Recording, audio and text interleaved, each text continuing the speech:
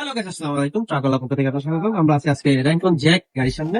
Originally body ছিল এতটুকু, আর এইসব গাড়ির বডি ছোট থাকার কারণে বডি বাড়াইতে হয়। দেখুন কাস্টমাইজ করে বডিটা বাড়াইছে, বাড়ানোর পর একটা পিক আপের একটা লুক আসছে। হ্যাঁ, বডির একটা লুক আসলে সাইডে দিয়ে দেখাই। বডি আসলে কিন্তু একদম বাড়ালে একটা পিক আপের গেট আপ চলে আসে। আর পিছন দিয়ে এই যে গাটারটা দিচ্ছে, গাটারটা দেওয়ার কারণে বডিটা স্ট্রং হয় এবং মজবুত হয়।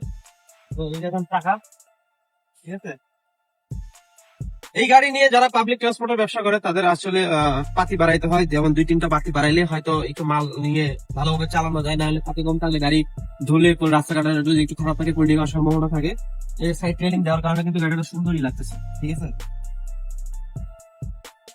আর বাম্পার, এই যে এই বাম্পারটার কারণে গাড়িটা আরো অনেক সুন্দর হয়েছে। পুরো গাড়িটা দেখো,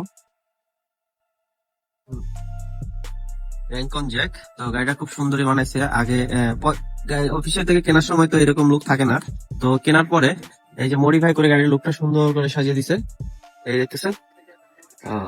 তো গাড়ি ডিজাইন করতে জানলে সুন্দরই লাগে এরকম। তবে অবশ্যই গাড়িতে সাইড মার্কেট রাখার বাম্পার রাখার চেষ্টা করবেন গাড়ির সেফটির জন্য।